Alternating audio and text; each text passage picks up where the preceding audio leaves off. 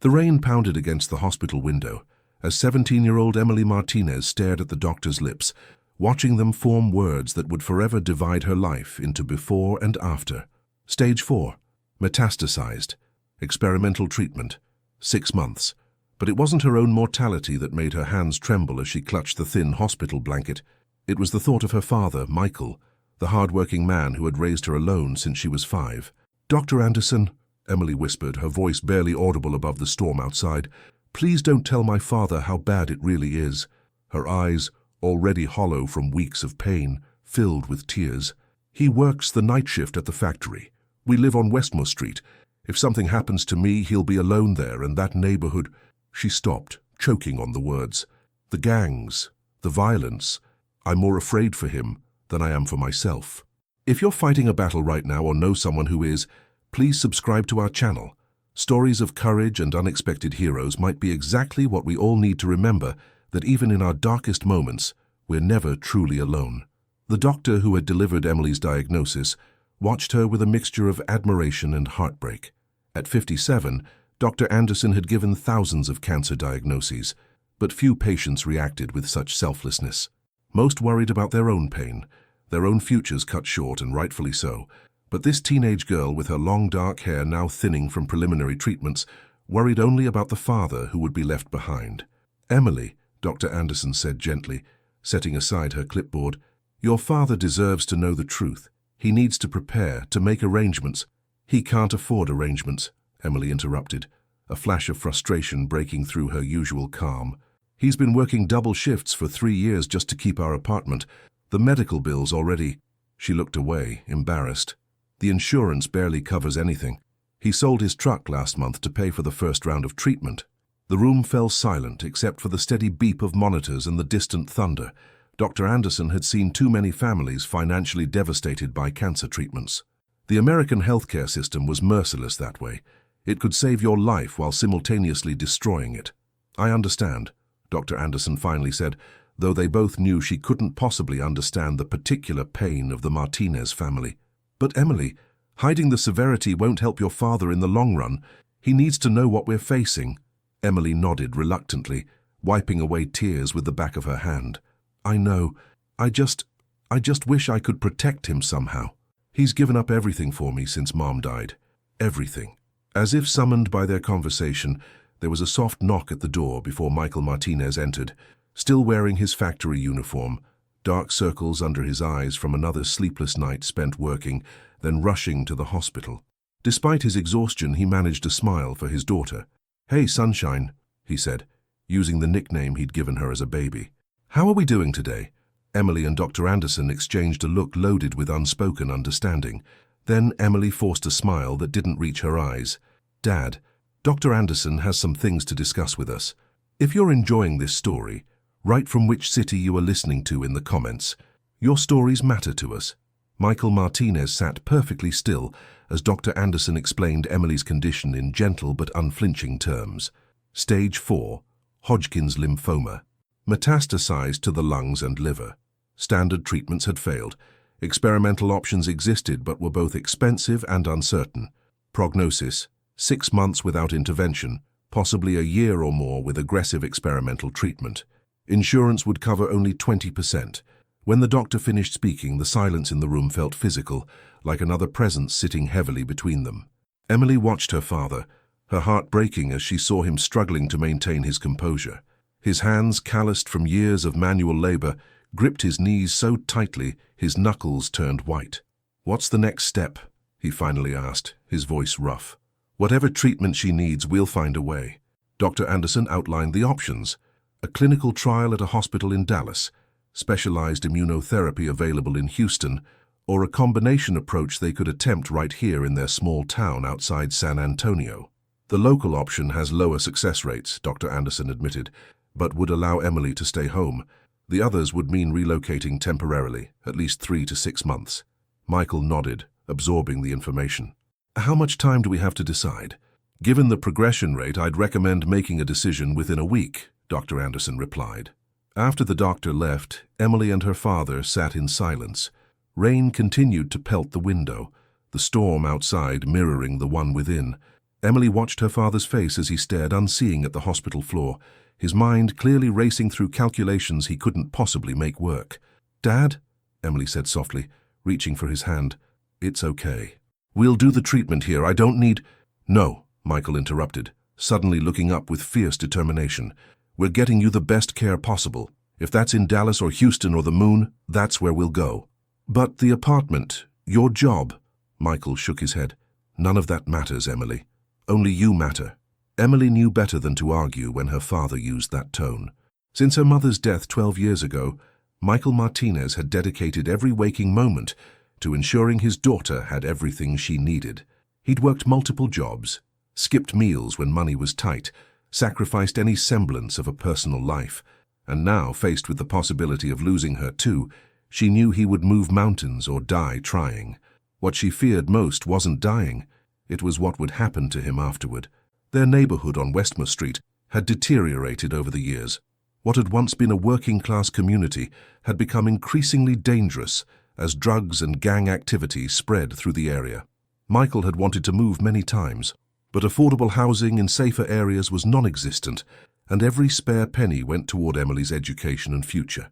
Now that future had shrunk to months, and Emily couldn't bear the thought of leaving her father alone in that apartment, on that street, with nothing left to fight for.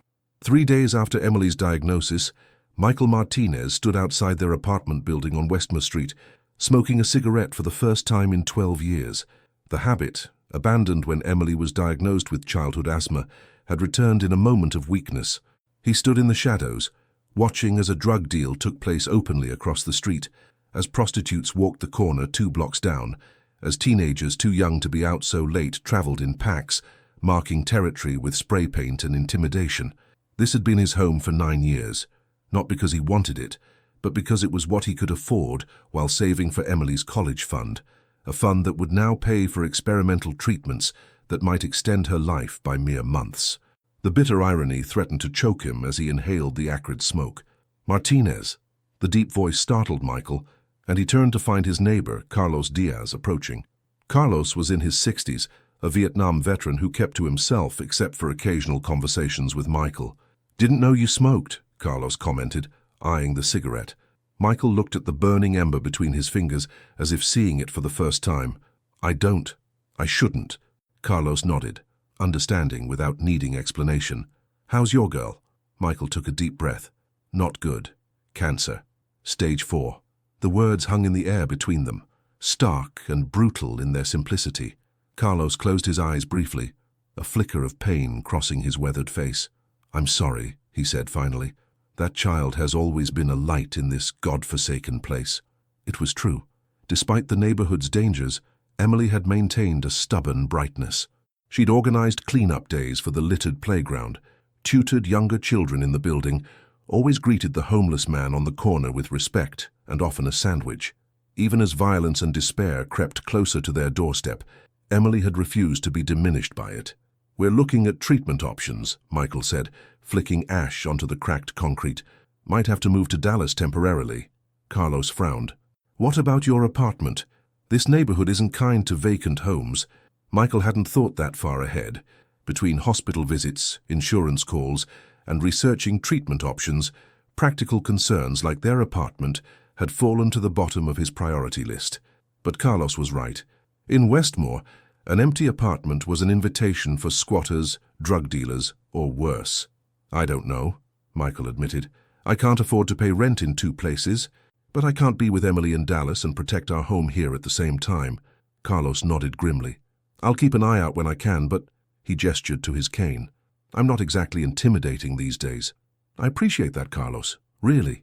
As Carlos hobbled back to his own apartment, Michael crushed the cigarette under his boot, making a silent promise that it would be his last. Emily needed him strong, focused. She needed him to somehow solve impossible problems with insufficient resources, something he'd become skilled at over years of single parenthood, but never with stakes this high. Looking up at the night sky, barely visible through light pollution and the shadows of decaying buildings, Michael found himself doing something he hadn't done since his wife died. He prayed. Not the formal prayers of his Catholic childhood, but a raw, desperate plea. "God, I don't know if you're listening anymore. I don't know if I deserve your attention, but Emily does.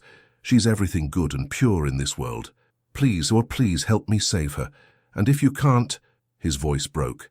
"If you can't, then please help me be strong enough for what comes next." As the prayer faded into the night air, Michael couldn't have known that across town, 6 men were gathering in a dimly lit garage, their motorcycles gleaming under workshop lights, completely unaware that their lives were about to intersect with his in ways none of them could imagine. If you've watched this far, say in the comments, what secret do you keep? The oncology ward at San Antonio Memorial Hospital was quieter than usual the following morning. Emily sat propped up in bed, her laptop open as she researched the clinical trial in Dallas. The more she read, the more her heart sank. The treatment protocol was intensive, requiring her father to be present for much of it. How could he maintain his job? How could they afford housing in Dallas? The questions multiplied without answers. A nurse named Rosa entered with medication and a gentle smile. "How are you feeling today, Emily? Physically or emotionally?" Emily attempted a joke, though it fell flat even to her own ears. Rosa's smile turned sympathetic as she checked Emily's vitals. "Both, I suppose. Physically, about the same. Tired, achy." Emily hesitated. "Emotionally, I'm worried about my dad. He's trying so hard to be strong, but I can see he's falling apart." Rosa nodded understandingly as she adjusted Emily's IV. Parents often suffer in silence when their children are ill.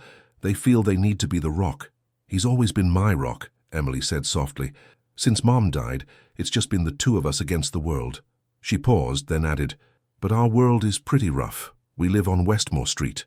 Rosa's hands stilled momentarily. Everyone in San Antonio knew Westmore's reputation.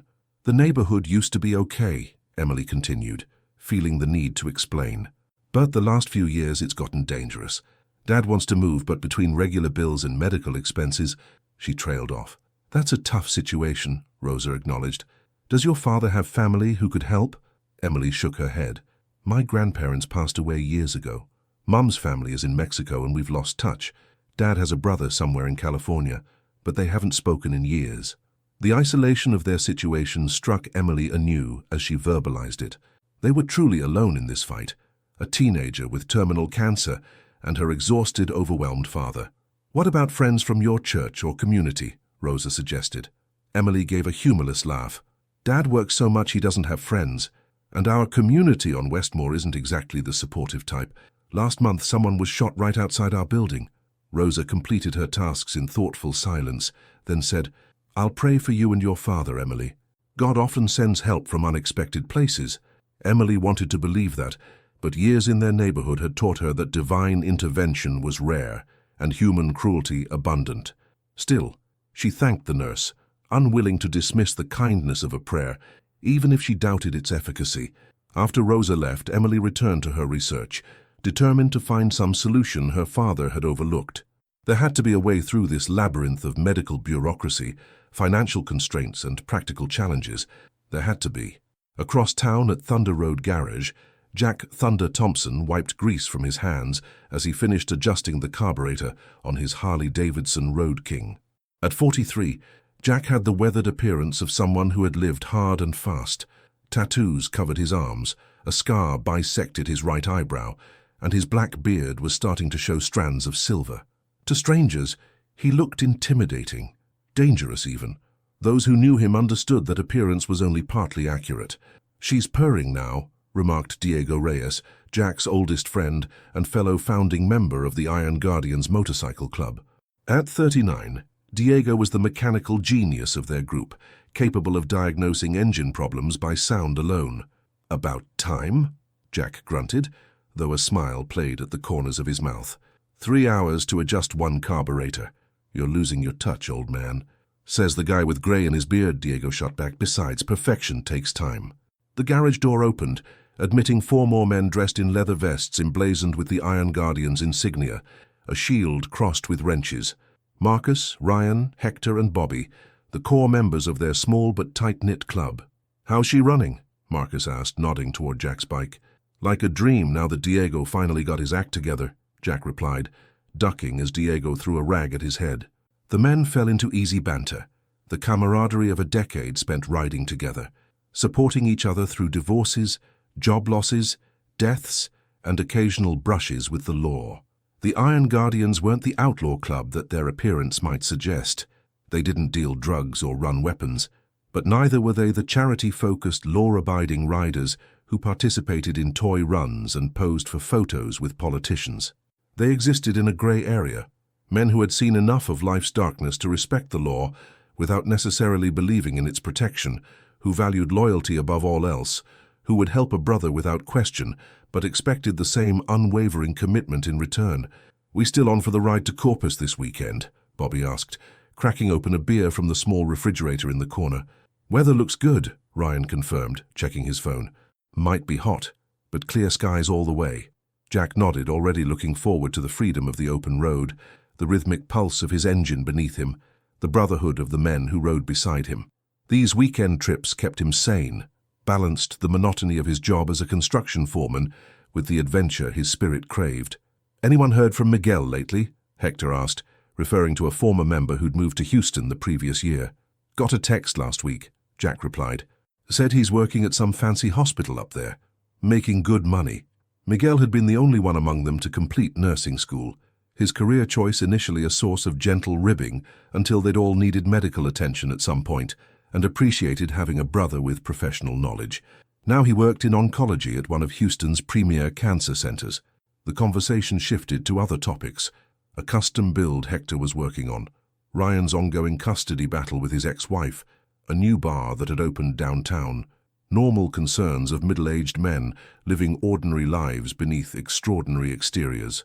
None of them could have anticipated how Miguel's career choice, Jack's leadership, and their collective strength would soon intersect with the desperate prayers of a man watching his daughter die and transform not only a dangerous street, but their own understanding of brotherhood. "You ever been to Westmore Street?" Miguel's voice crackled over Jack's phone speaker later that evening. Jack had called to confirm details for their upcoming ride, but the conversation had taken an unexpected turn. "Can't say I have," Jack replied, frowning. "Why?" "Got a patient transferred up here from San Antonio Memorial. Teenage girl, stage 4 lymphoma. She and her dad live on Westmore." Jack paused, beer halfway to his lips. "That's a rough area." "Exactly," Miguel continued. "The girl's more worried about her father than herself. Says if she dies, he'll be alone in that neighborhood. The dad's considering moving up here temporarily for an experimental treatment, but he can't afford to keep paying rent in San Antonio while they're gone. Can't afford to lose their apartment either." "Sounds like a lose-lose," Jack commented, though his mind was already turning over possibilities. The Iron Guardians had done protection work before, usually for businesses owned by friends who'd received threats, or occasionally for women escaping abusive relationships who needed safe transit to new locations. The girl's incredible, man.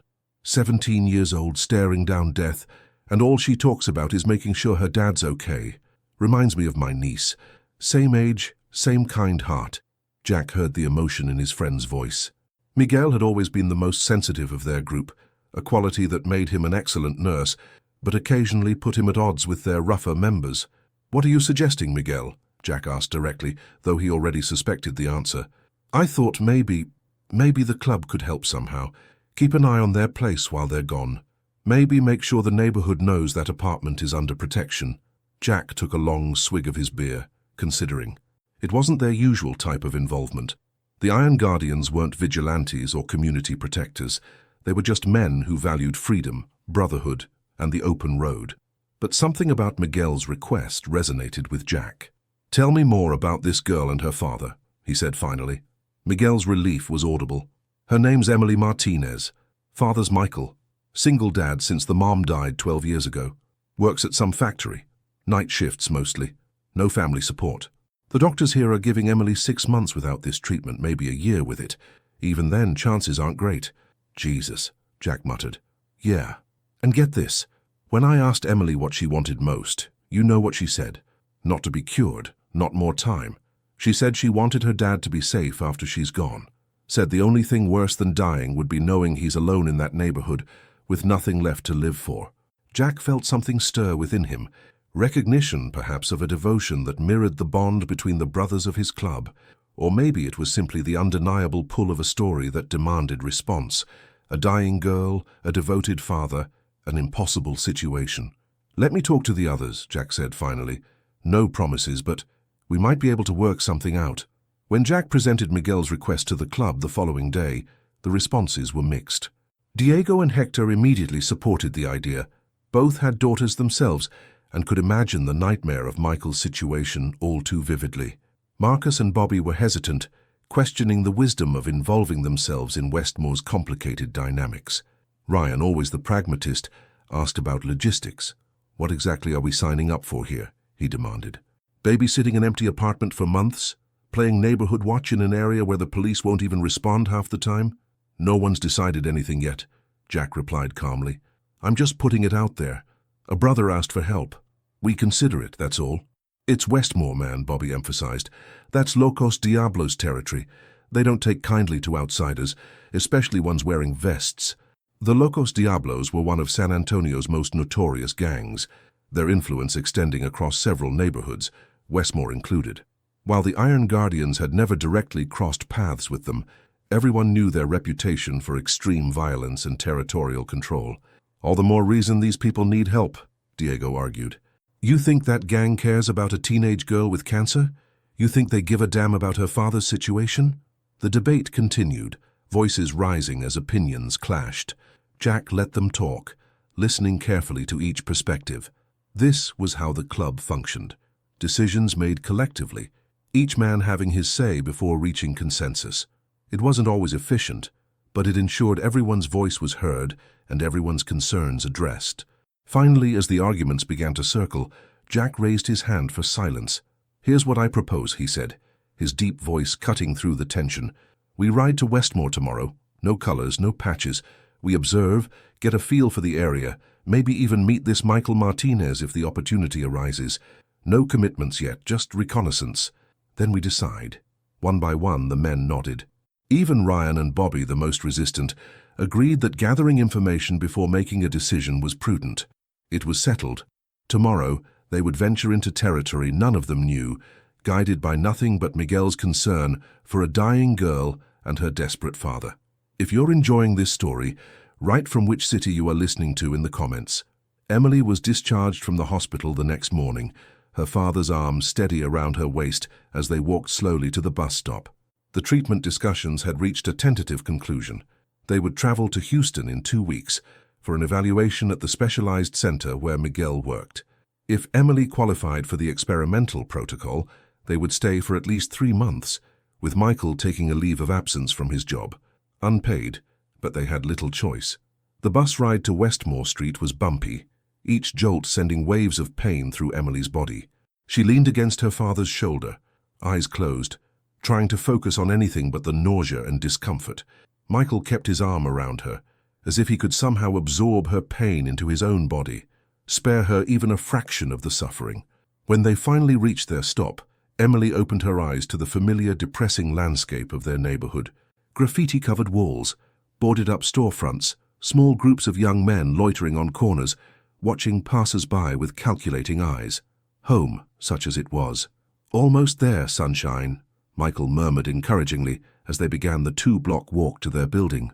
Emily forced herself to straighten slightly, unwilling to appear weak on these streets where vulnerability was tantamount to an invitation for predation. She noticed her father's eyes constantly scanning their surroundings, alert for potential threats. This hypervigilance had become second nature to both of them over the years. They were half a block from their apartment when a group of teenagers stepped into their path, 4 boys wearing the red bandanas that marked them as Locos Diablos affiliates, if not full members. Martinez, the tallest one, acknowledged Michael, his tone neither friendly nor overtly hostile. His gaze shifted to Emily, taking in her frail appearance, the hospital bracelet still around her wrist. Heard your girl is sick. Michael's arm tightened around Emily. She is. We're just trying to get home, Rafa. Emily recognized Rafael Ortiz, a 19-year-old who lived 3 buildings down. He wasn't the worst of the gang members in their area. He'd once helped carry their groceries when the elevator was broken, but his increasing involvement with the Diablos over the past year had changed him. Rafael nodded slowly. That's tough, man. Real tough. He hesitated, then added, My abuela, she had the cancer too. Didn't make it. I'm sorry to hear that, Michael replied carefully. An uncomfortable silence followed, broken only by the distant sound of sirens and the thumping bass from a car passing by.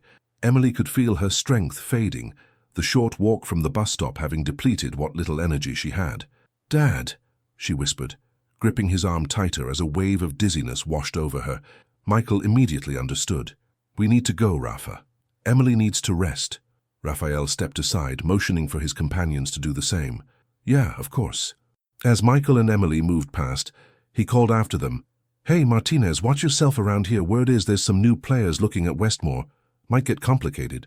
Michael didn't respond except for a brief nod. Emily felt a fresh wave of anxiety at Raphael's warning. New players could mean rival gangs, increased drug trafficking, or any number of developments that would make their already dangerous neighborhood even more volatile. Once inside their small apartment, Emily collapsed onto the couch, exhaustion overwhelming her. Michael quickly brought her water and medication, his movements efficient after weeks of hospital routines. "What do you think Raphael meant?" Emily asked after swallowing her pills. Michael sighed, sitting beside her. "Who knows? Could be nothing. These kids like to act important, like they have inside information." But his furrowed brow suggested he took the warning seriously. "Dad, about Houston," Emily began, broaching the subject that had dominated their conversations for days. "It's settled, Emily, we're going. The doctor there thinks you're a good candidate for the trial. Miguel's already helping arrange housing through some patient assistance program. But our apartment, we'll figure it out," Michael interrupted gently. "Carlos will keep an eye out when he can. I'll talk to the super about installing better locks. We'll pack up anything valuable, which isn't much anyway." He attempted a smile. "Don't worry about this place. Focus on getting stronger." Emily knew her father was downplaying the risks.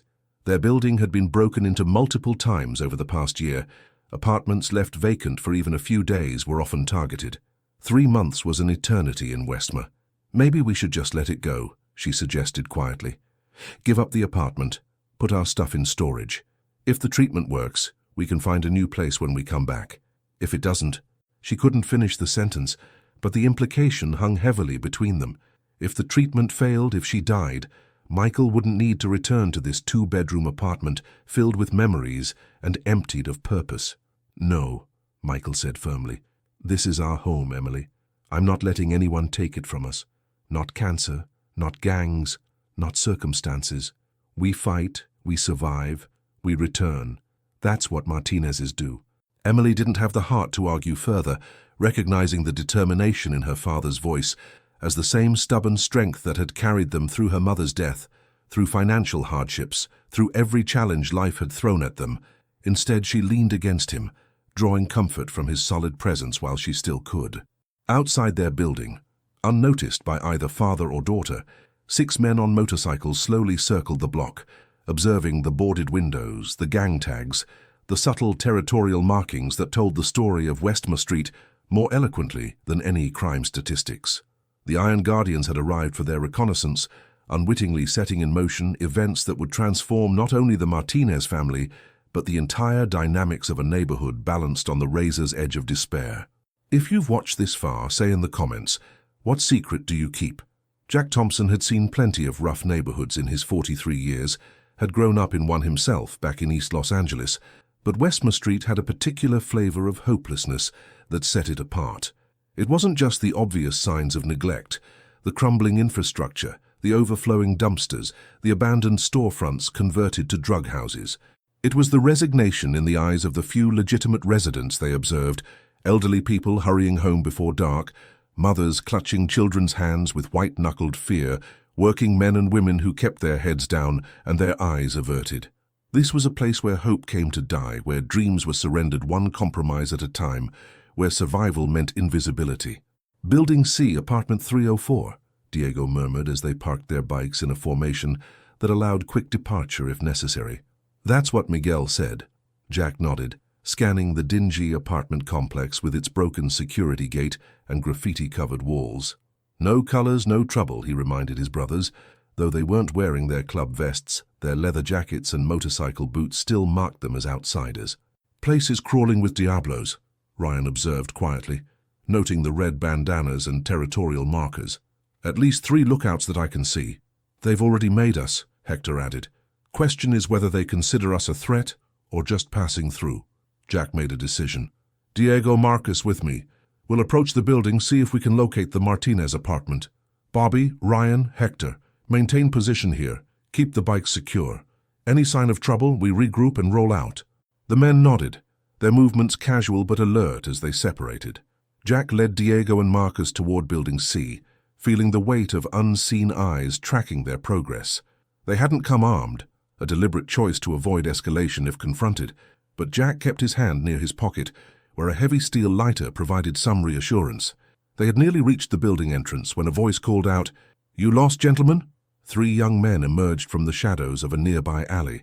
The speaker, clearly the leader, couldn't have been older than 20, but his eyes held the cold calculation of someone who had seen and done things far beyond his years. A red bandana protruded from his back pocket. "Locos Diablos." "Not lost," Jack replied evenly. "Looking for someone." "Yeah? Who's that?"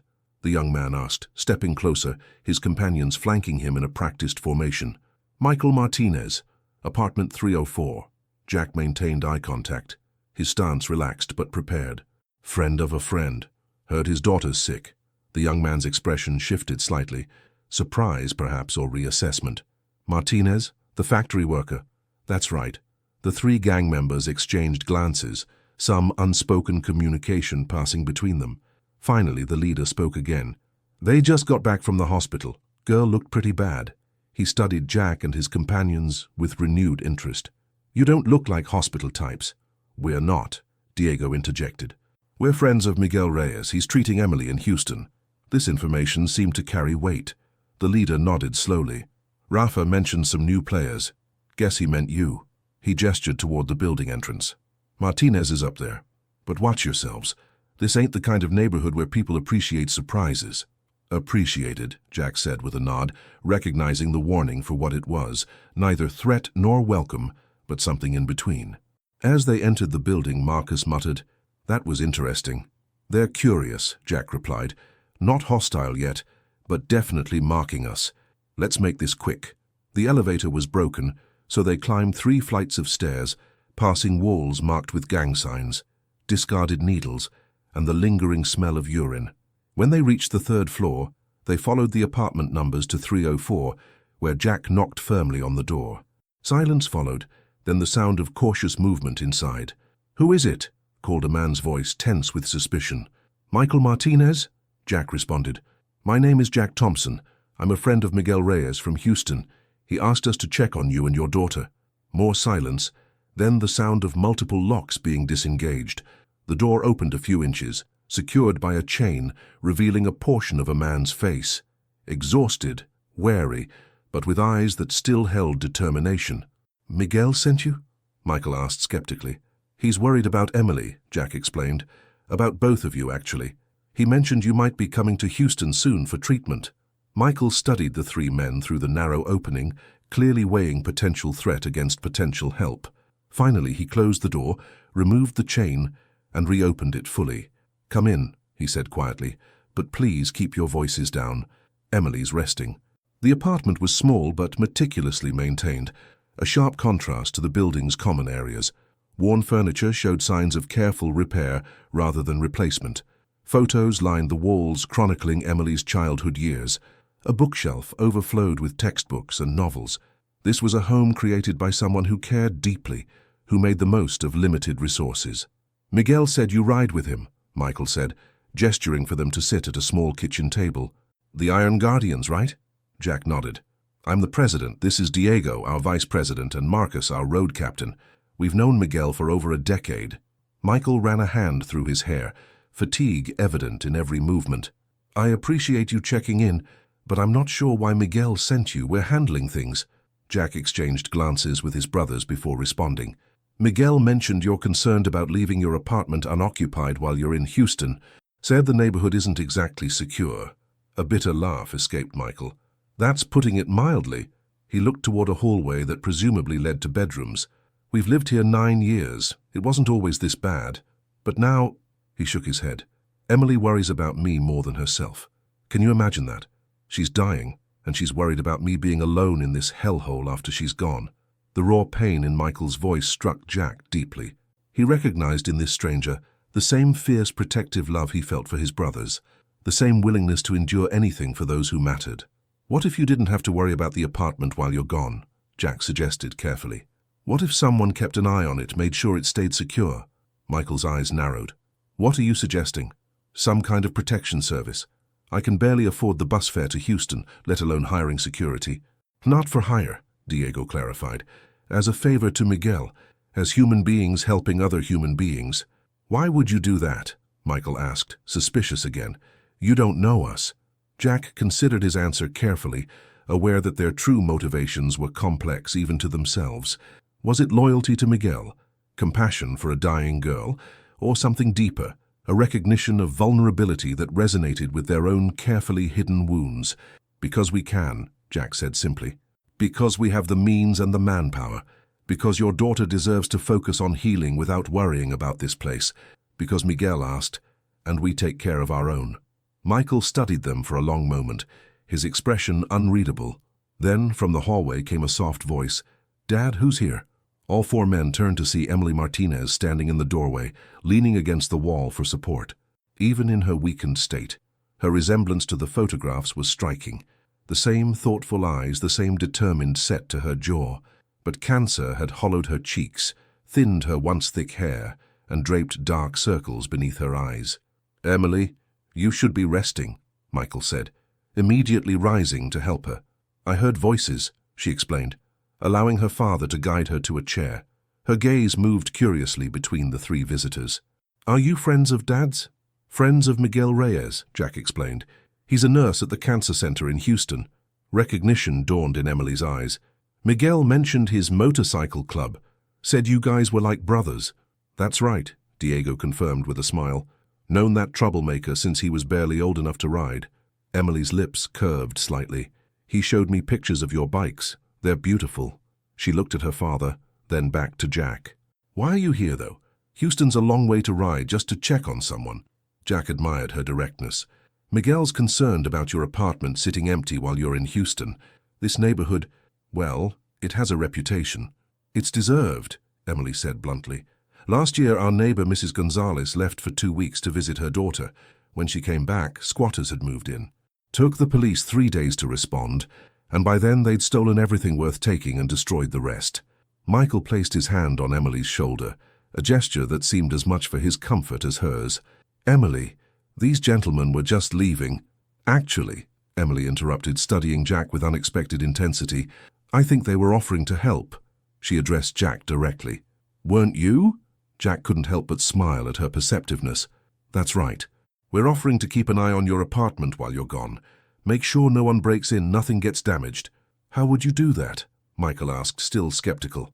We have resources, Marcus spoke up. People who can watch the building, report any suspicious activity. We can install better security on your door, maybe a camera system, and we can make it clear to certain elements in the neighborhood that this apartment is under protection. The Diablos, Emily said, naming what everyone was thinking.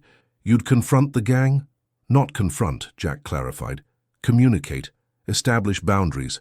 We're not looking for trouble, just ensuring your home remains your home. Michael and Emily exchanged a long look, some silent communication passing between them. Finally, Emily turned back to Jack. Why would you do this for strangers? She asked, echoing her father's earlier question. Jack thought about Miguel's voice on the phone, about the brotherhood that defined his life, about second chances and redemption, and the strange paths that led people to each other. Because Miguel asked, he said again, because sometimes the world is cruel without reason, and the only counter to that is kindness with purpose. He paused, then added more softly, and because everyone deserves someone in their corner when facing impossible odds. Emily's eyes filled with tears, but she blinked them back, straightening in her chair despite obvious pain. If you're serious about this, I accept your help. Dad and I both do. Emily, Michael began. Dad, please, she interrupted gently. You know we need this. You can't be in 2 places at once, and I need you with me in Houston. She looked at Jack again. Whatever happens with the treatment, whether I make it or not, knowing our home is safe would mean everything. The room fell silent except for the distant sounds of the neighborhood, sirens shouting, the thudding bass of car stereos. In that moment, Jack made a decision that went beyond Miguel's request, beyond a simple protection detail. We'll do more than watch your apartment, he said, looking at both Emily and Michael. We'll transform this street. By the time you return from Houston, whether it's 3 months or 6, Westmore won't be the same place you left. Even Diego and Marcus looked surprised at this declaration, but neither contradicted their president. They knew Jack well enough to recognize when a cause had taken root in his soul. "That's a big promise," Michael said quietly. "This neighborhood has been sliding downhill for years. The police have given up. The city has forgotten it exists, except to collect property taxes." Jack nodded, acknowledging the reality. Change doesn't happen overnight, but it happens. I've seen it. Sometimes all it takes is someone deciding enough is enough, drawing a line that won't be crossed. Emily studied him with those perceptive eyes that seemed to see more than her 17 years should allow. "You really believe you can make Westmore safer? Not just our apartment, but the whole street?" "I do," Jack confirmed, surprised to find he meant it. "With your permission, we'll start tomorrow." Emily extended her hand, thin and pale with hospital bruises still visible on her wrist. "Then you have our permission, Mr. Thompson, and our gratitude." Jack took her hand carefully, struck by how small it felt in his, how fragile, yet determined. In that handshake, a pact was formed, one that would alter the course of many lives, including his own. After finalizing details for the Houston trip, the Martinez family would leave in 12 days. Jack, Diego, and Marcus rejoined their brothers waiting with the motorcycles. As they recounted the conversation, reactions were mixed. "Transforming Westmore," Ryan repeated incredulously. "That wasn't the plan, Jack. We talked about watching one apartment, not launching some neighborhood revitalization project." "Plans change," Jack replied simply. "This is Diablo's territory," Bobby reminded them. "We start making waves, they'll push back hard." "Probably," Jack agreed, "which is why our first step is communication. We establish parameters, make our intentions clear. We're not challenging their business operations, just creating a safe zone." "And if they don't see it that way?" Hector asked. Jack's expression hardened. "Then we respond accordingly." As the men mounted their motorcycles, preparing to return to their side of town, Jack took a final look at the Martinez's building. On the 3rd floor, a light glowed from what he now knew was apartment 304, where a father and daughter faced the darkest challenge of their lives with extraordinary courage. "We ride at dawn," Jack announced to his brothers. "Tomorrow we begin." The sun had barely crested the horizon when 6 motorcycles thundered down Westmore Street, their engines breaking the early morning silence like a declaration. Jack led the formation, the Iron Guardians riding in perfect synchronization as they circled the block twice before parking in front of the Martinez building. Residents peeked through curtains, some curious, others fearful of this unexpected intrusion into their precarious territory. "Look at these windows," Diego observed, gesturing toward the Martinez apartment building. "Half of them boarded up, the other half barely hanging on. No security cameras, broken front lock. It's like they're inviting trouble." Jack nodded grimly. "First priority is securing the Martinez apartment." "Marcus, you brought the supplies?" Marcus patted the saddlebags on his bike. "Got everything we need. New deadbolts, door reinforcement kit, window sensors, even a small camera system. Basic but effective." "Good," Jack replied. "Hector, Ryan, scout the perimeter. Get a feel for entry points, blind spots, potential security weaknesses. Bobby, you're with me and Diego. We're going to have a conversation with whoever's running things around here." The men dispersed to their assigned tasks, moving with the coordinated efficiency of those accustomed to working together. Jack, Diego, and Bobby walked deliberately toward a group of young men gathered at the corner store, the same location where lookouts had been posted the previous day. Word traveled fast in neighborhoods like Westmore. Before they'd reached the store, the group had grown from 3 to 7, including the young man who had questioned them yesterday. Jack recognized the tactical adjustment, a show of force, a message that this was Diablo's territory and they were merely visitors. "Morning," Jack greeted them casually, stopping at a respectful distance. "I'm looking for whoever speaks for this block." The young man from yesterday stepped forward, his posture deliberately relaxed, though his eyes remained watchful. "Depends on who's asking and why." "Name's Jack Thompson," Jack replied. "These are my brothers, Diego and Bobby.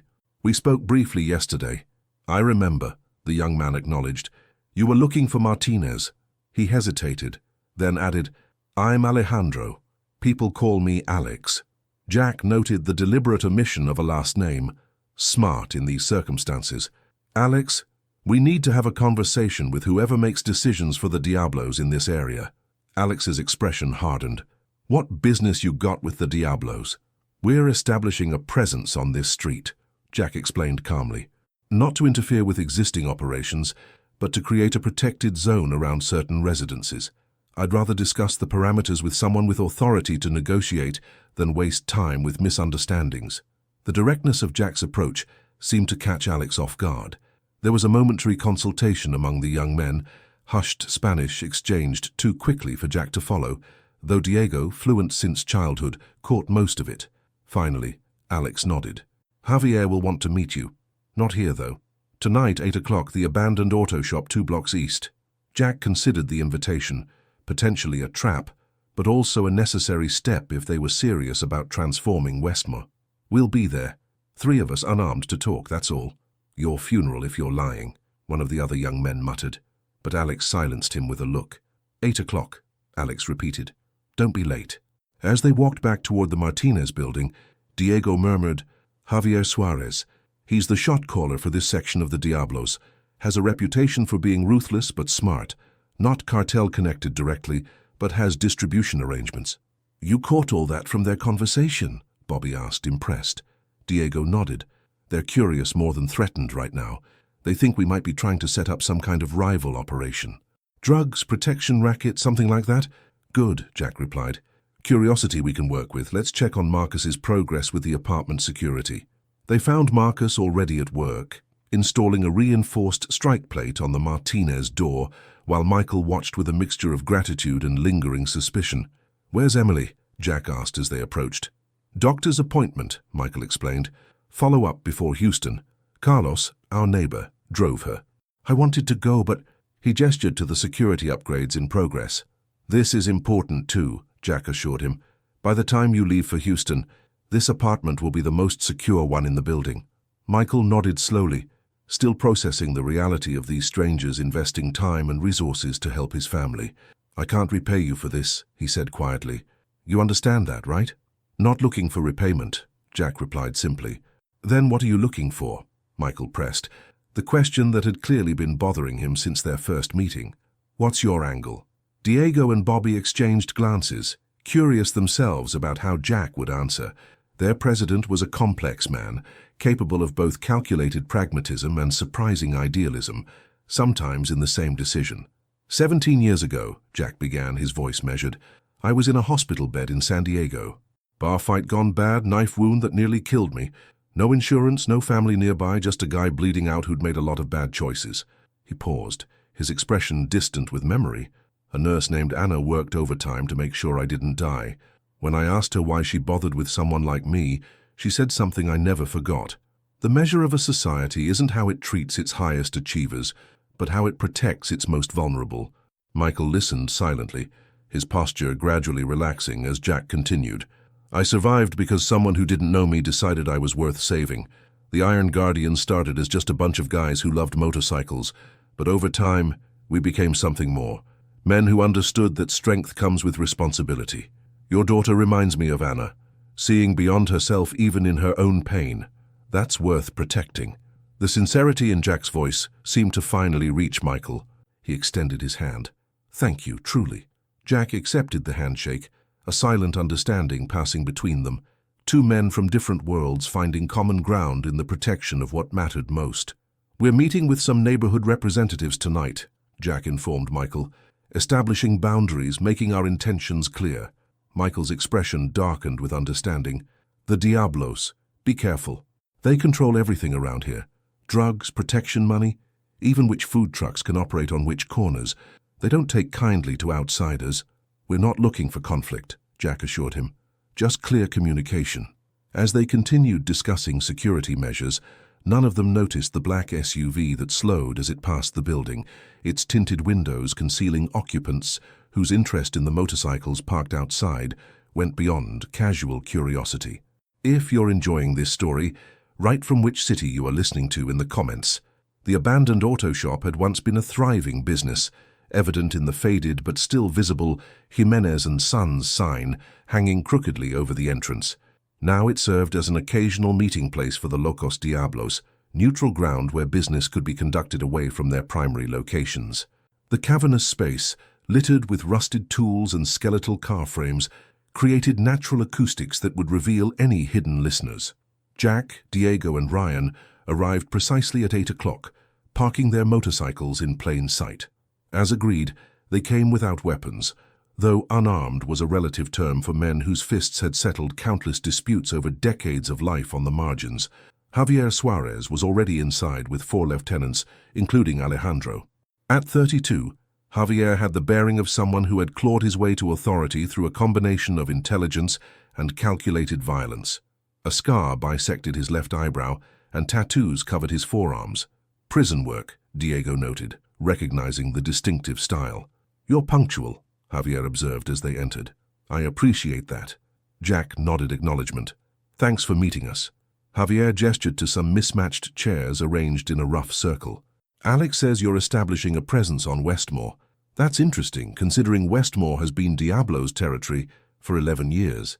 We're not looking to challenge territorial claims," Jack clarified as they sat. "We're focused on a specific protection detail that temporarily extends to neighborhood safety."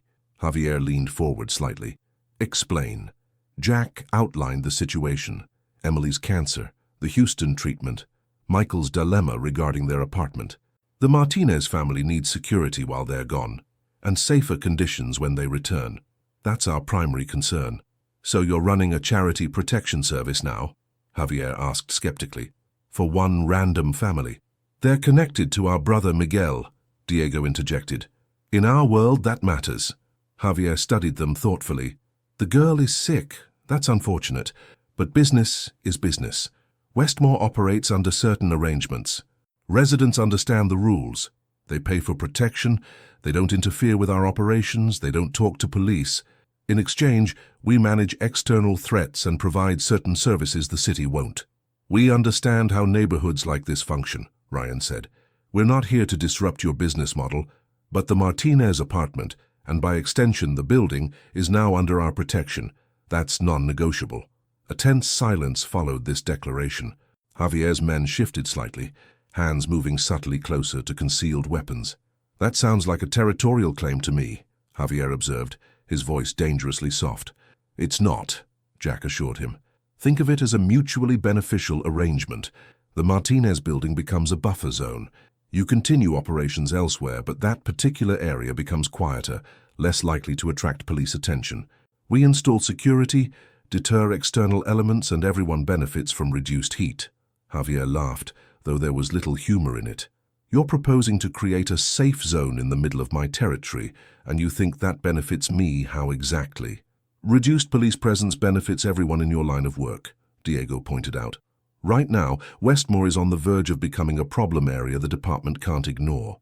3 shootings last month, that convenience store robbery where the clerk died, the domestic violence call that turned into a hostage situation. Too much heat draws resources, attention you don't need." Javier's expression remained neutral, but Jack could tell Diego's words had struck a chord. Gang operations required a delicate balance, enough control to maintain authority, but not so much violence that police response became unavoidable. "What exactly are you planning to do?" Javier asked finally. "Secure the Martinez building first," Jack explained. "Install proper locks, lighting, maybe cameras for the common areas. Clear out any vacant units being used for problematic activities. Then expand outward. Improve security for legitimate residents. Reduce opportunities for the kind of trouble that brings police cruisers. All while respecting your existing business operations, provided they remain at a sustainable level." "And if I say no?" Javier asked, though his tone suggested he was negotiating rather than rejecting outright. Jack met his gaze steadily. "Then we focus exclusively on the Martinez apartment and building, but that becomes a fortress. Cameras, security, regular presence, coordination with specific police contacts who owe us favors, much more visible, much more attention than either of us wants." Another silence fell, as Javier considered the implications. Finally, he nodded slowly. "The Martinez building becomes a neutral zone. Your people can secure it, patrol it, whatever. The rest of Westmore remains as is." "For now," Jack agreed. "As Emily's treatment progresses, we can reassess the arrangement." Javier studied Jack with new interest. You're doing all this for one sick girl? We're doing it because it's necessary, Jack replied simply. Sometimes the world only changes when someone decides it should. A ghost of a smile touched Javier's lips. My grandmother would like you. She's always saying God works through the most unexpected people. He stood, signaling the meeting's conclusion. We have an understanding then. The Martinez building is neutral ground. But understand this. If your security measures affect our income or create problems with rival operations, all agreements are void. Understood, Jack confirmed, standing as well. We'll keep lines of communication open through Alejandro if that works for you. Javier nodded, then added, The girl, Emily, how bad is it? The question surprised Jack with its apparent sincerity. Stage 4. The Houston treatment is experimental. Chances aren't great, but it's the best option. Javier's expression softened momentarily. My sister had leukemia when we were kids, 6 months in hospitals watching her fade away. He shook his head, as if dismissing the memory. I'll tell my people the building is off limits. The rest is up to you. As they walked back to their motorcycles, Ryan muttered, That went better than expected. He's pragmatic, Diego observed. Recognizes that working with us on this limited basis serves his interests better than conflict. Jack nodded, though something about Javier's final comment about his sister lingered in his mind. Even in the darkest places, common human experiences created unexpected bridges. It wasn't much, but it was a start. The next 10 days passed in a flurry of activity. The Iron Guardians established a rotation, ensuring at least 2 members were present at the Martinez building at all times. They installed new security doors at both building entrances, motion sensor lights in hallways and stairwells, and discrete cameras monitoring key access points. Michael watched their efforts with growing amazement, especially as other residents began to take notice. Mrs. Alvarez, an elderly woman who had barely left her apartment in months due to fear, ventured into the hallway to thank the men for fixing the perpetually broken light fixture outside her door. Mr. Patel from the first floor brought homemade samosas as a gesture of appreciation when Hector helped repair his jammed window. Small changes rippled outward. With the building entrances secured, the stairwells no longer served as impromptu drug markets. The vacant apartment on the second floor, previously used for various illicit activities, was cleared out and properly secured. Garbage that had accumulated in the back alley was removed, eliminating a health hazard that had persisted for months. Emily, growing weaker as her departure date approached, observed these changes with quiet satisfaction. On the afternoon before they were to leave for Houston, she sat with her father on a bench outside their building, an act that would have been unthinkably dangerous just days earlier. It doesn't even feel like the same place, she remarked, watching as Bobby and Marcus installed a security camera above the main entrance. Remember when we used to rush from the bus stop to our door without stopping? Michael nodded, his arm protective around her thin shoulders. I keep waiting for the other shoe to drop. Nothing good ever lasts in Westmore. Maybe this time it will, Emily suggested. They're different, Dad. They actually care. Michael couldn't argue with that.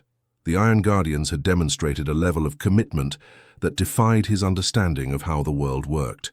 These men owed him nothing, had never met Emily before her diagnosis, yet had transformed their lives in less than 2 weeks. Jack approached them, wiping his hands on a rag after helping with the camera installation. Everything's on schedule. The security system will be fully operational by tonight. Diego's bringing the remote monitoring equipment so you can check on the apartment from Houston if you want. I don't know how we'll ever thank you, Michael said, the gratitude in his voice mixed with lingering disbelief. Jack smiled. Just focus on Emily's treatment. That's all the thanks we need. Emily studied Jack with those perceptive eyes that seemed to see beyond surface appearances. Can I ask you something personal, Mr. Thompson? Jack, he corrected gently. And sure, ask away. Why did you really decide to help us? I know Miguel asked, but...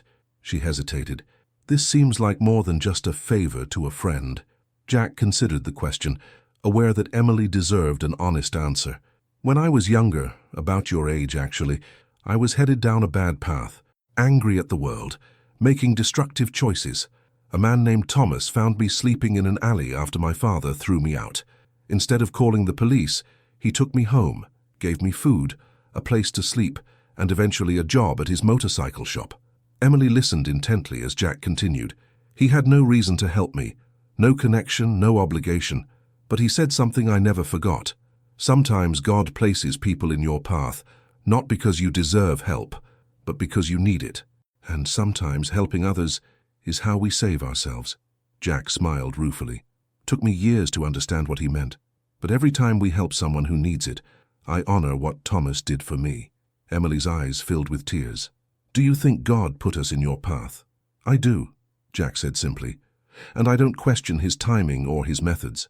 As if to underscore Jack's words, the sound of motorcycles approaching drew their attention. 3 bikes pulled up, bearing Hector, Ryan, and a woman none of them had met before. This is Lisa, Jack explained as they approached. She's Ryan's sister and a retired nurse. She's offered to accompany you to Houston tomorrow, help navigate the medical system there.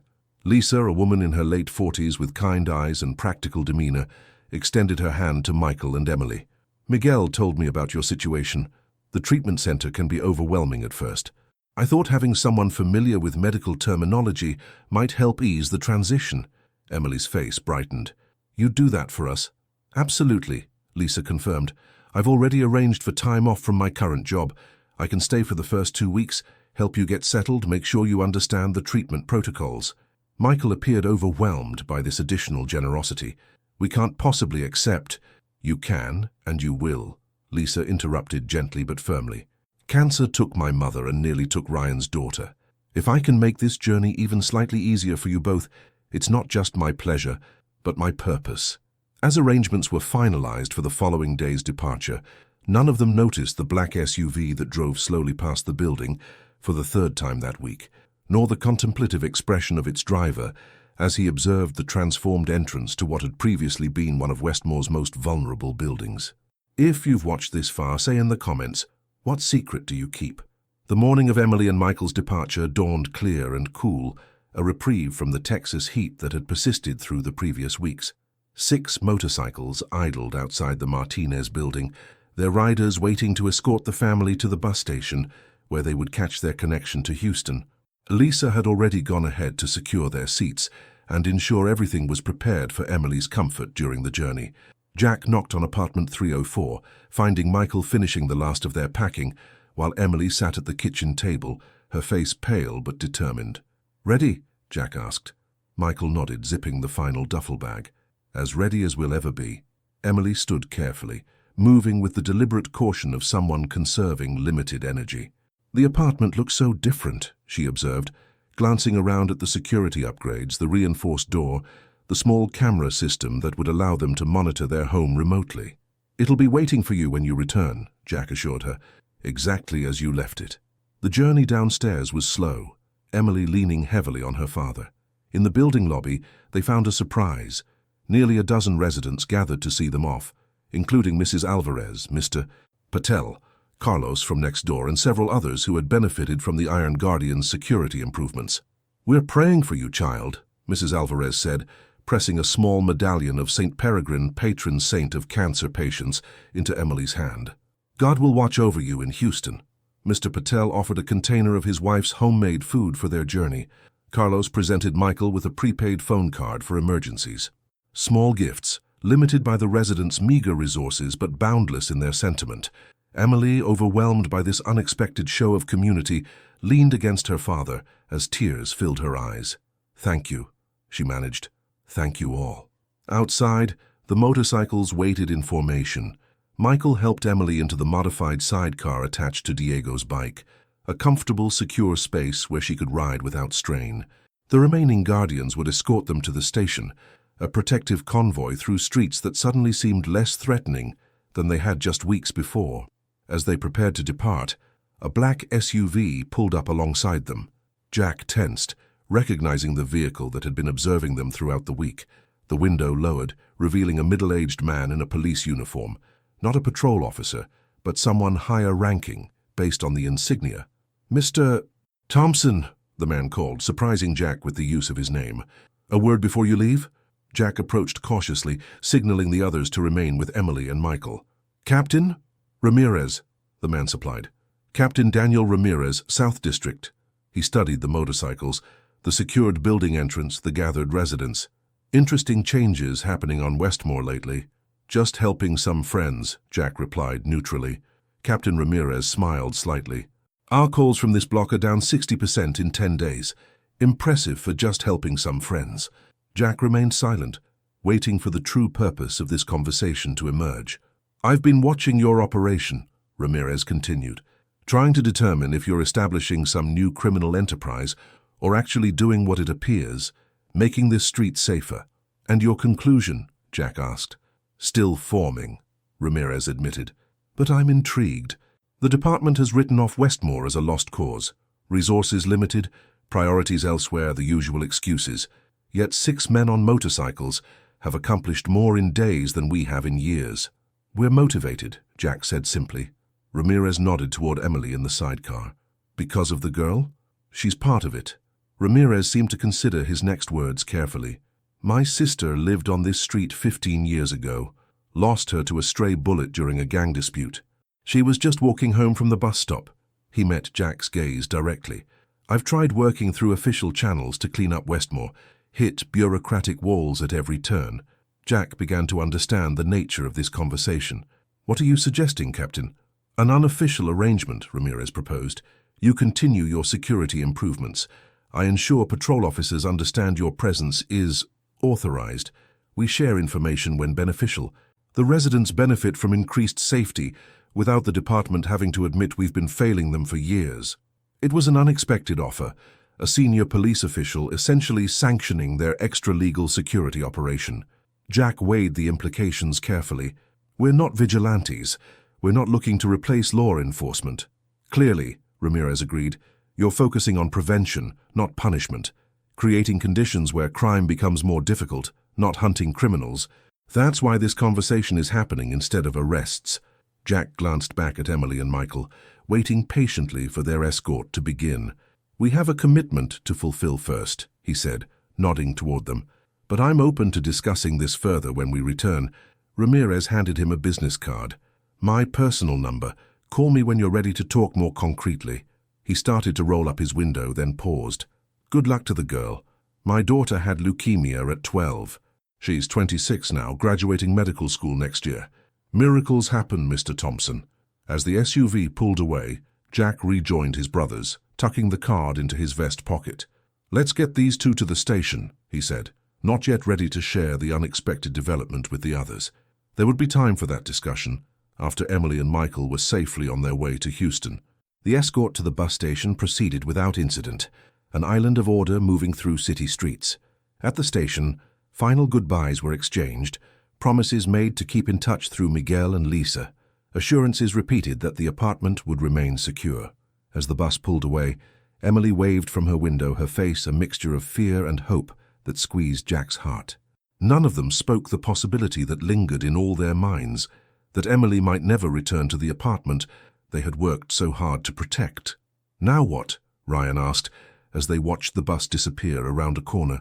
Jack turned to his brothers, determination settling over him like armor. Now we fulfill our promise. We transform Westmore Street.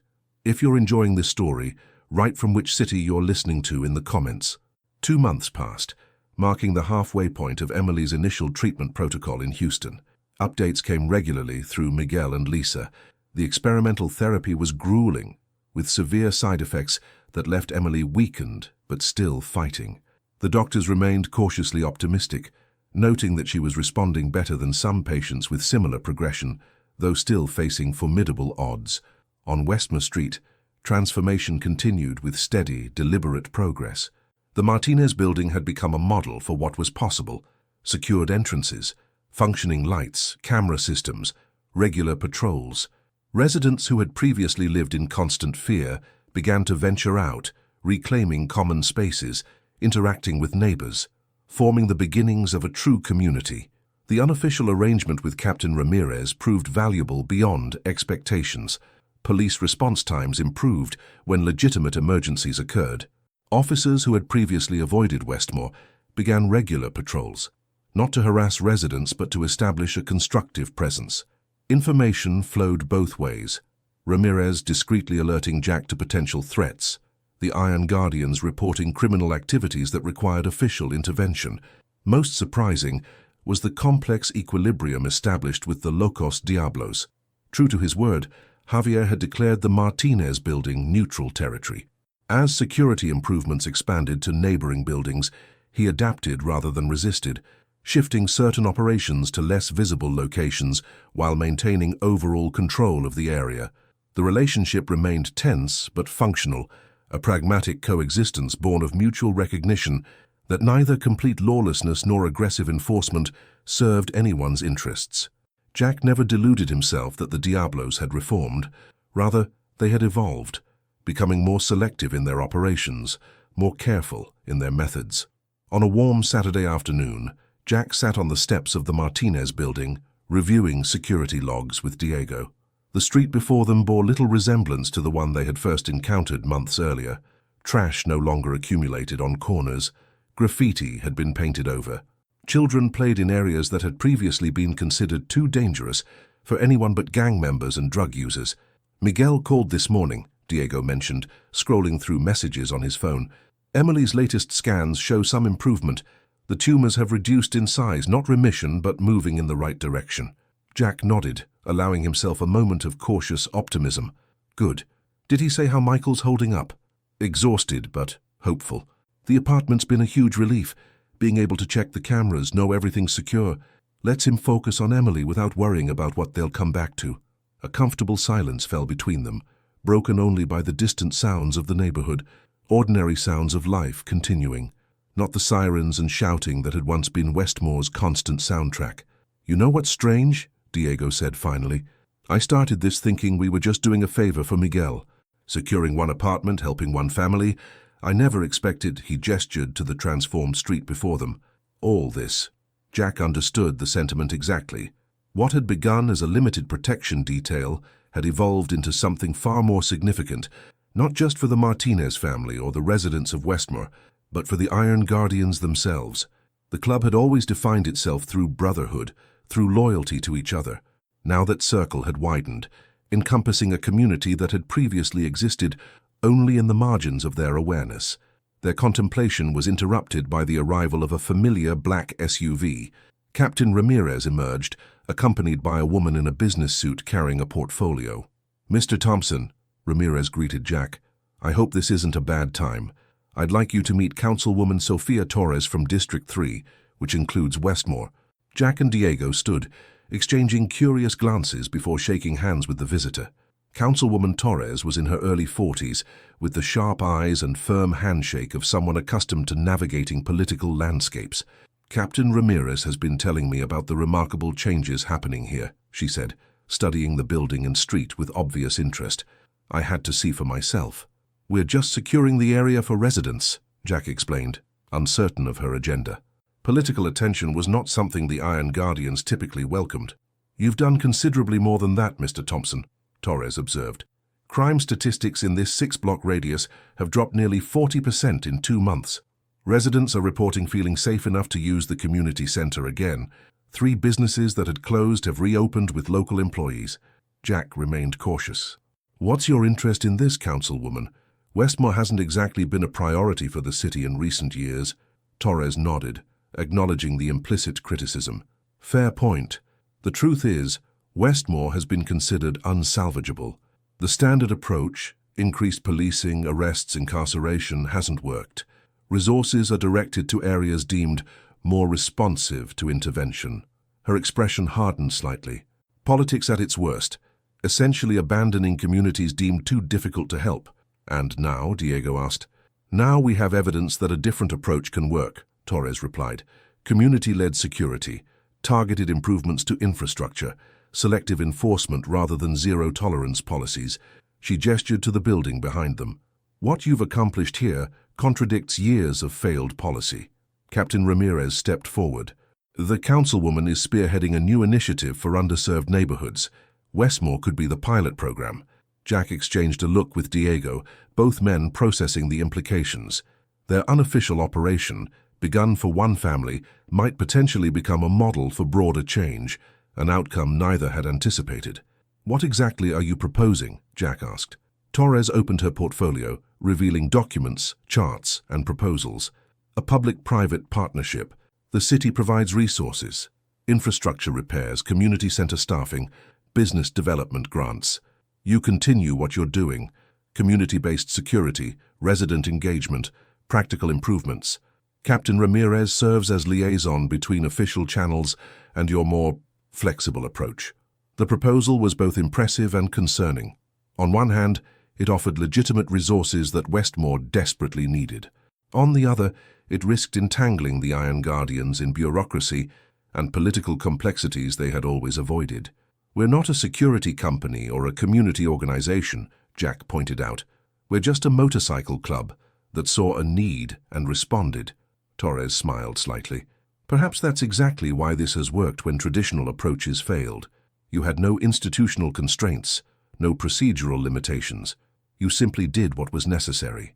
"The initiative includes funding for resident training," Ramirez added, "teaching community members to maintain the security systems, organize neighborhood watches, eventually take over much of what you're doing now." That caught Jack's attention. The goal had never been to permanently patrol Westmore. That wasn't sustainable for the club. If this initiative could transition their temporary measures into something resident-led and officially supported, it might allow their work to continue long after Emily and Michael returned. "I'd need to discuss this with my brothers," Jack said finally. "This affects all of us." "Of course," Torres agreed, handing him a business card similar to Ramirez's. "Take the time you need, but I hope you'll consider it seriously. What's happening here could be the beginning of something transformative, not just for Westmore, but for similar neighborhoods throughout the city."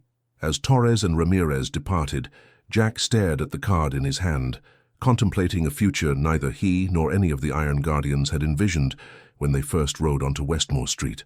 "Well," Diego said after a moment, "that was unexpected." Jack nodded slowly. "Miguel always said everything happens for a reason. Maybe he was right." The discussion with the full club that evening was lengthy and occasionally heated. Ryan and Bobby expressed concerns about becoming too enmeshed with official channels, potentially compromising the club's independence. Hector and Marcus saw the potential benefits of institutional support for what they'd started. All recognized the opportunity to create lasting change beyond what they could accomplish alone. "Bottom line," Jack concluded, as the debate wound down, "this was never about us. It was about Emily and Michael, about helping them through an impossible situation. If this initiative can ensure that what we've started continues after they return, I think we owe it to them to consider it seriously." The men nodded in agreement. Whatever their individual reservations, the Martinez family remained at the center of their commitment, a commitment that had unexpectedly expanded to encompass an entire community. "Speaking of Emily," Hector said, "when's the next update from Houston?" "Miguel's bringing her latest scan results tomorrow," Jack replied. "Said there's something important he wants to discuss in person."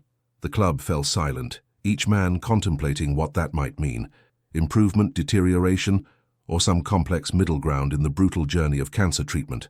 Whatever news arrived, they would face it together, just as they had every challenge since this unexpected mission began. If you've watched this far, say in the comments, what secret do you keep? Miguel arrived at the Iron Guardians clubhouse the following morning, exhaustion evident in his face despite his attempt at a reassuring smile. The others gathered quickly, concern mounting as they noted his serious expression. "How's Emily?" Jack asked directly, voicing the question foremost in everyone's mind. Miguel took a deep breath. "The treatment's working better than expected. Tumor reduction of nearly 60%. Her oncologist is cautiously using the word remarkable." Relief washed through the room, tension visibly draining from shoulders that had unconsciously tightened in anticipation of bad news. "That's incredible," Diego exclaimed. "So she's responding well to the protocol?" "She is," Miguel confirmed. "But," he hesitated, "there's a complication." And there it was, the reason for his in-person visit, for the gravity in his expression despite the positive medical update. "What kind of complication?" Jack asked. Miguel pulled out his phone, opening to a news article he'd bookmarked. This was published 2 days ago in the San Antonio Express News. He handed the phone to Jack, who read the headline aloud. "Transformation of Westmore Street. Motorcycle club partners with police to reclaim troubled neighborhood." There's a photo of us installing the security doors at the Martinez building. The article goes into detail about our security measures, the reduced crime stats, even mentions our arrangement with Captain Ramirez, Miguel explained. "It's attracted attention, some positive, some not." "And the complication?" Hector prompted. "Michael saw the article yesterday," Miguel said quietly. He showed it to Emily. She was ecstatic, proud of what you've accomplished. But then, he paused, struggling visibly with his next words. Last night, someone broke into their temporary apartment in Houston. Nothing was taken, but Emily's photograph was placed on her pillow with a message, "Westmore remembers its own." The clubhouse erupted in angry exclamations, the implications immediately clear to everyone. The publicity had reached beyond San Antonio, alerting elements connected to Westmore, likely the low-cost Diablos or their associates, to the Martinez family's location in Houston. "Are they safe?" Jack demanded, already mentally calculating how quickly they could reach Houston. "I moved them to my place immediately," Miguel assured them. "The hospital has implemented additional security protocols for Emily's treatments. Local police have been notified, though without specifics about the Westmore connection. They're treating it as a standard break-in with threatening elements." "Standard break-in?" Ryan repeated incredulously. "Someone tracked them to Houston, found their apartment and left a direct threat referencing Westmore. That's not standard anything." Jack paced the length of the clubhouse, mind racing through possibilities. "We need to get them back here," he decided. "Westmore is actually safer for them now than an unknown apartment in Houston. We control this territory. We understand the threats. We have systems in place." "Emily can't interrupt her treatment," Miguel pointed out. "She's scheduled for another 6 weeks minimum." "Then we bring the treatment here," Jack countered. "San Antonio has cancer centers. There must be a way to transfer her protocol." Miguel shook his head regretfully. "The experimental treatment is only available at 3 centers nationally. Houston is the closest. Moving her would mean starting over with standard protocols, which weren't working before." The men fell silent, confronting the impossible equation. Emily needed the Houston treatment to survive, but Houston had become dangerous in ways they hadn't anticipated. The very publicity that validated their work on Westmore had potentially endangered the family they had vowed to protect. "What does Michael want to do?" Diego asked finally. "Stay the course," Miguel replied. "He says Emily's treatment has to remain the priority. He's willing to take precautions, but won't disrupt what's working medically." Jack nodded slowly, respect for Michael's decision warring with frustration at their limited options. "Then we adapt. 3 of us go to Houston immediately, establish security around Miguel's place and the treatment center. The others maintain operations here with increased vigilance. We find who sent that message, and we ensure they understand the consequences of threatening Emily." "I'll go to Houston," Diego volunteered immediately. "Me too," Hector added. "I'll be the third," Bobby said, surprising those who knew his usual reluctance to leave San Antonio. Jack considered the arrangement, then nodded agreement. "The rest of us will intensify security here, coordinate with Ramirez. If this threat originated from Westmore, someone knows something." As the men began preparing for their split deployment, Jack pulled Miguel aside. "How's Emily handling this?" "Really?" Miguel's expression softened. "Remarkably well, considering. She's more worried about all of you than herself. Said to tell you that no matter what happens, you've already given her the greatest gift, knowing her father won't be alone, that Westmore is becoming somewhere he can actually live, not just survive." Jack felt a tightening in his chest at those words. The selflessness that had characterized Emily from their first meeting, unchanged despite months of brutal treatment, and now this new threat. "Tell her we're keeping our promise," Jack said firmly. "All of it. Her treatment, her father's safety, their home, their street, whatever it takes." As Diego, Hector, and Bobby departed for Houston that afternoon, Jack turned his attention to identifying the source of the threat. The timing suggested a connection to the newspaper article, but the specificity, tracking the Martinez family to Houston, finding their temporary apartment, leaving that particular message, indicated something more personal than simple criminal opportunism. His first call was to Captain Ramirez, who arrived at the clubhouse within the hour, bringing copies of the original police reports from Michael's call years earlier when the neighborhood had begun its decline. "There's something here that might be relevant," Ramirez explained, pointing to a statement Michael had made regarding gang activity on Westmore. Martinez witnessed an initiation beating outside his building in 2021. He called it in, even provided a description of the participants. One arrest was made, a kid named Victor Suarez. "Suarez?" Jack repeated, the familiar surname immediately registering. "Any relation to Javier Suarez?" Ramirez nodded grimly. "His younger brother. Victor spent 8 months in juvenile detention based partly on Martinez's testimony. When he got out, he disappeared from official records. Rumor was he went to work for his brother's operation. So Michael Martinez testified against Javier Suarez's brother years ago, Jack summarized, the pieces falling into place. And now we've established a security presence around his apartment, with Javier's reluctant blessing, without knowing about this history. Javier might not have made the connection initially, Ramirez suggested. Martinez is a common name, but once that article came out with specific details about the family and their building, Jack finished the thought. It would have been easy for Javier to recognize who we were protecting, and if Victor is in Houston now, working for whatever operations the Diablos have there, it explains how they found the apartment so quickly, Ramirez confirmed. The question is whether this was Javier's direct order or Victor acting independently on an old grudge. Jack was already dialing his phone. Let's find out. The meeting with Javier Suarez was arranged for that evening back at the abandoned auto shop where they had established their initial understanding. This time Jack brought Marcus and Ryan with him, a smaller group than their first encounter, but still presenting a united front. Javier arrived with only 2 lieutenants, notably without Alejandro, a detail Jack filed away for potential significance. The gang leader's expression was unreadable as they sat in the same mismatched chairs as before, though a new tension permeated the air.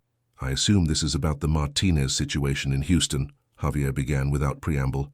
Jack studied him carefully. So, you know about that. I know someone left a message for the girl, Javier confirmed. What I don't know is why you think I'm involved. Victor Suarez, Jack said simply, watching Javier's reaction. Your brother. Michael Martinez testified against him 4 years ago. Now suddenly, the Martinez family is threatened in Houston, coincidentally, after an article publicizes our work on Westmore. Javier's expression tightened almost imperceptibly. My brother makes his own decisions. That's not an answer, Jack pressed. Did you order this? Is this your way of maintaining control over Westmore while technically honoring our arrangement?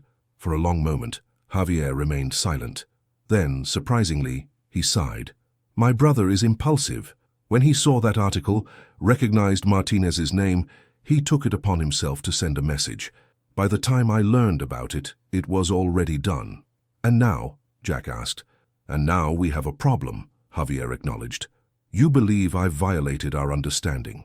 I have a brother acting without authorization, potentially disrupting business arrangements in 2 cities. The girl, who had nothing to do with Victor's case, is caught in the middle. Jack leaned forward. Call him off. Now. Whatever grudge existed stops immediately. The Martinez family is permanently off limits. Not just their apartment, but them personally, wherever they are. It's not that simple, Javier replied. Victor doesn't work directly for me anymore. He's with our Houston associates, has his own status there. Make it simple, Jack countered, his voice hardening. Because if anything happens to Emily or Michael Martinez, our arrangement on Westmore isn't just void. It becomes actively hostile.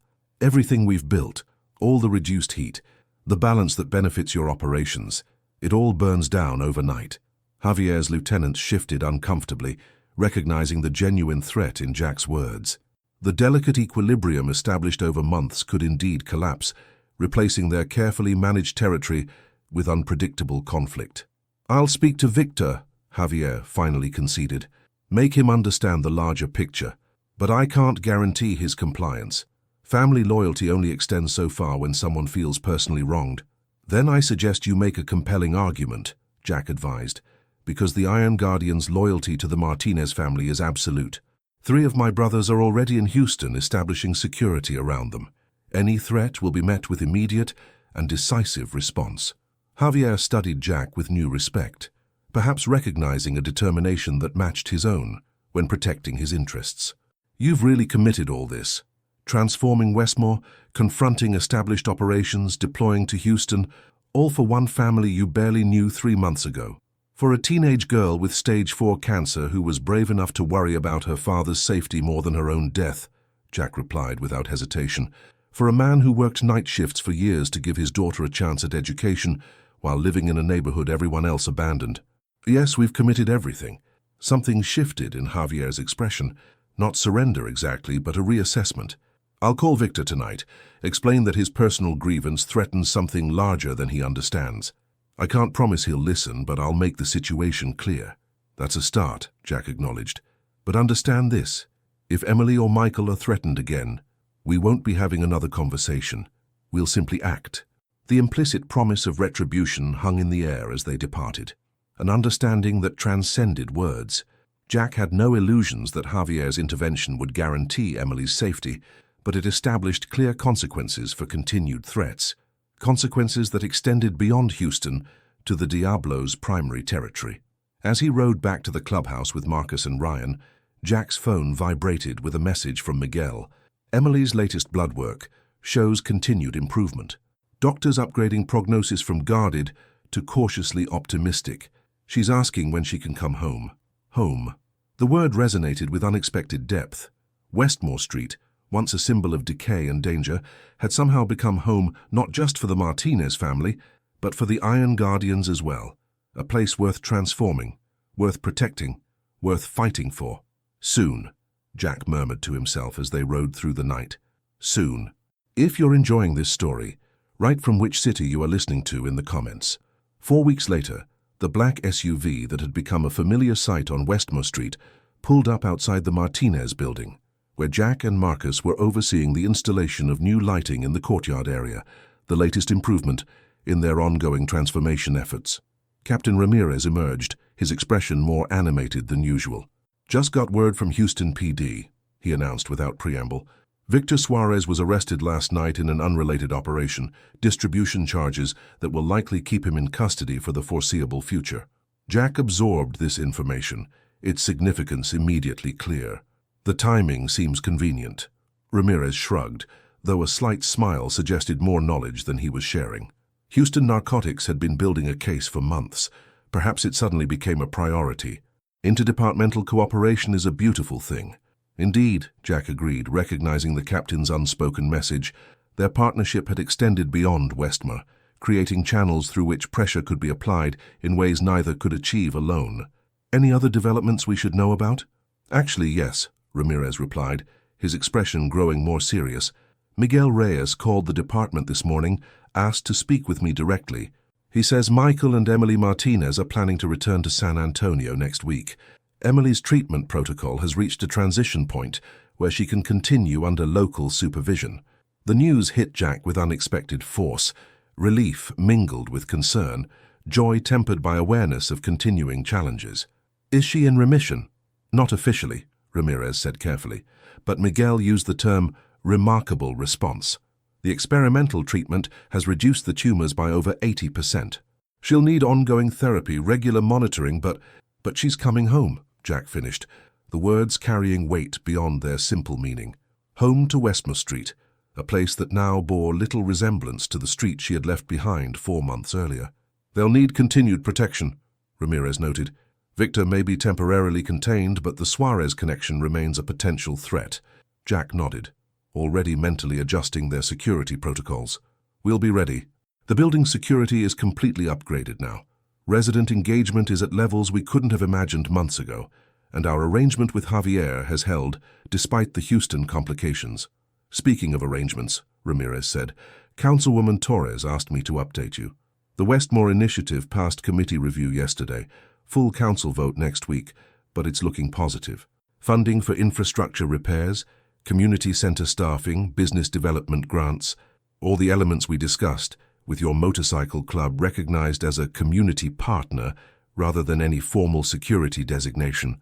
Another piece falling into place, official resources to sustain what they had begun without compromising the Iron Guardians' independence or entangling them in bureaucratic constraints.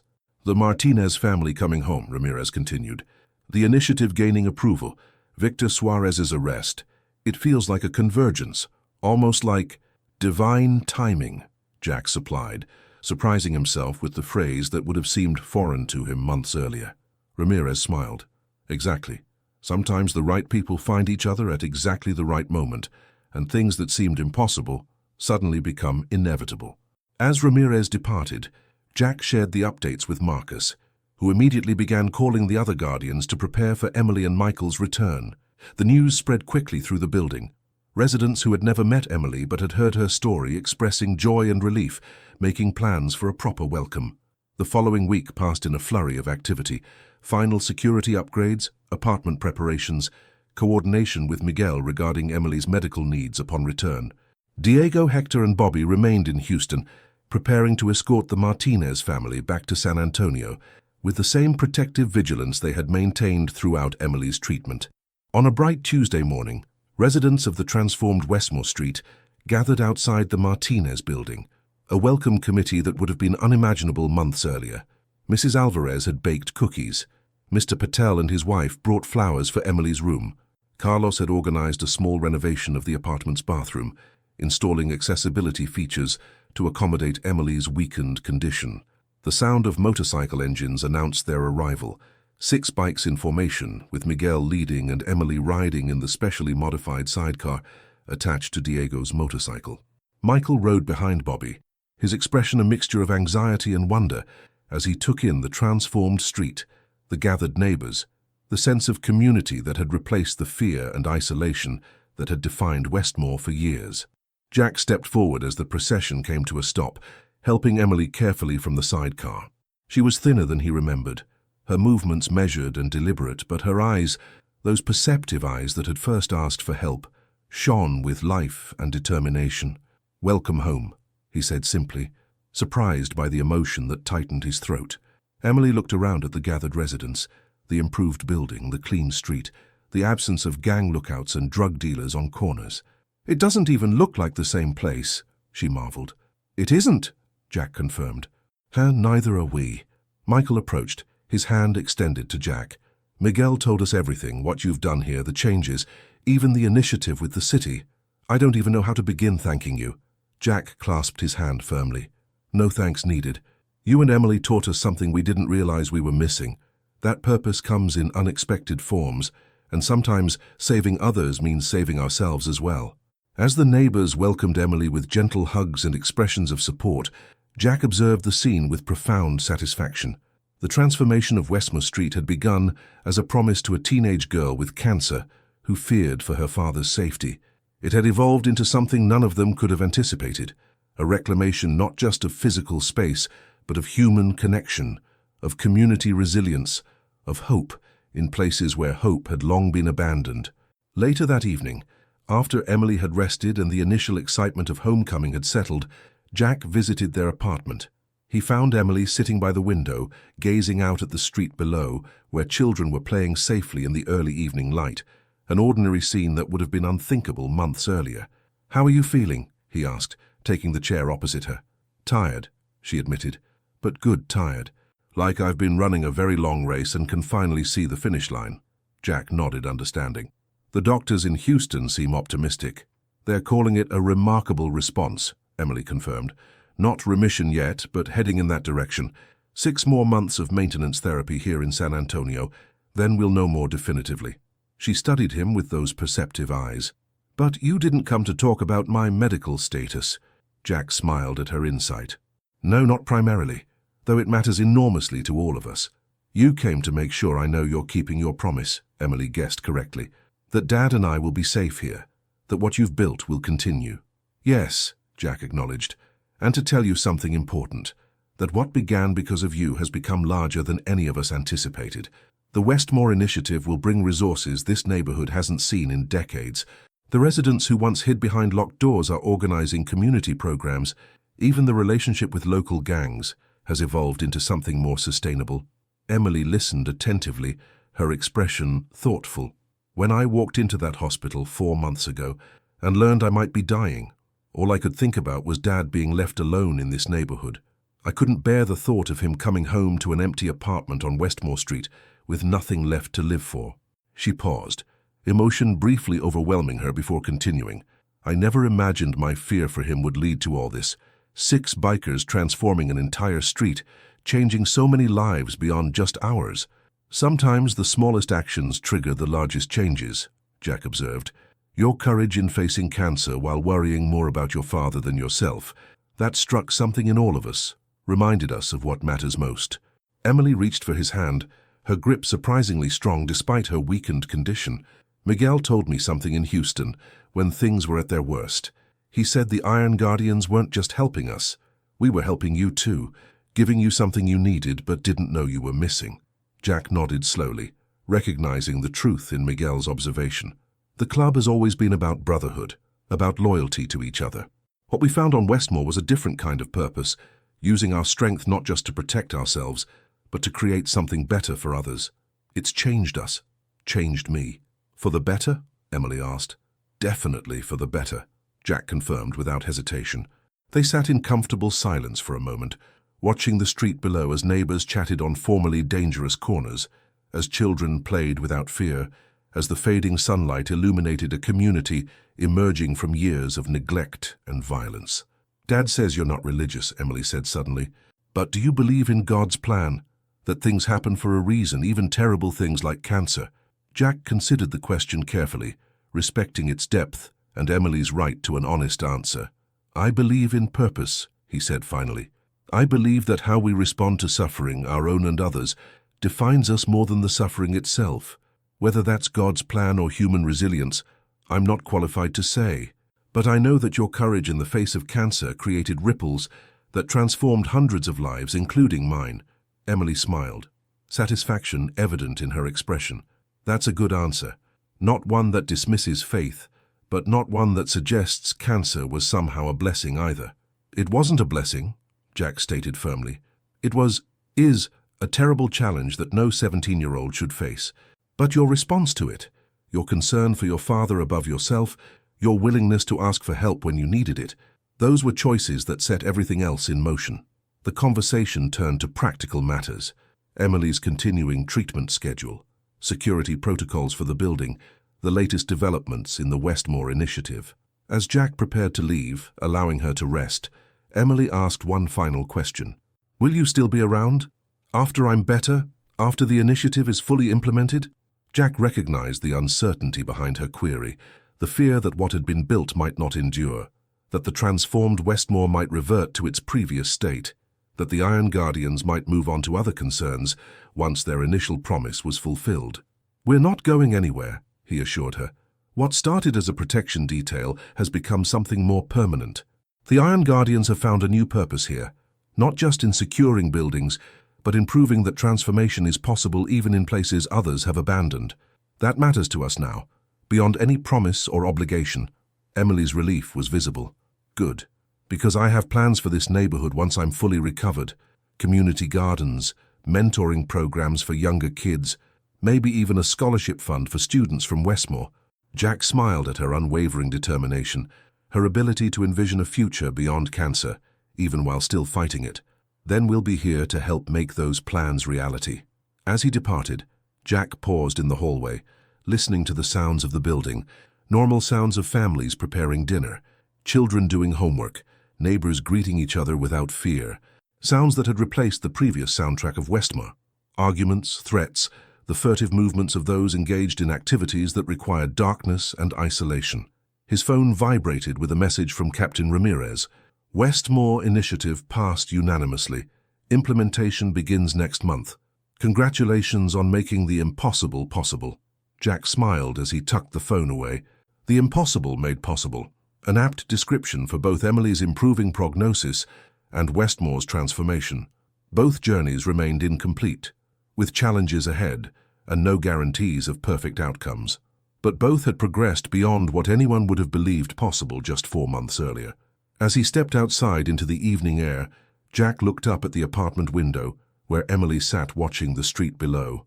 A teenage girl with stage 4 cancer, who had feared for her father's safety after her death, a fear that had mobilized 6 bikers to transform not just a street, but themselves in the process. Divine timing or human determination. Perhaps the distinction didn't matter. What mattered was that when one brave girl had reached out in desperate need, 6 unlikely heroes had answered, creating ripples of change that would continue long after their initial promise was fulfilled. The motorcycles gleamed under the streetlights as Jack and his brothers mounted them, engines rumbling to life in synchronized harmony. They would patrol Westmore tonight, as they had for months, not because they had to, but because they chose to, because they had discovered that protection created purpose, and purpose created meaning beyond what they had known before. As they rode in formation through the transformed street, residents waved in recognition and appreciation. not as fearful strangers, but as partners in a community reborn, a community that had begun with a teenage girl's courage, a father's devotion, and 6 bikers who had answered a call that changed everything. A teenage girl with stage 4 cancer feared for her father. 6 bikers transformed the street into a safe place. What had started as a headline had become their legacy, a testament to the power of unexpected connections, to the possibility of transformation even in the darkest circumstances, and to the enduring truth that sometimes salvation comes from the most unlikely sources. In the end, Emily had not only survived her cancer battle, but had transformed an entire community in the process. And the Iron Guardians had not merely protected a vulnerable family, but had found a new definition of brotherhood that extended beyond their leather vests to encompass all those who called Westmoor Street home.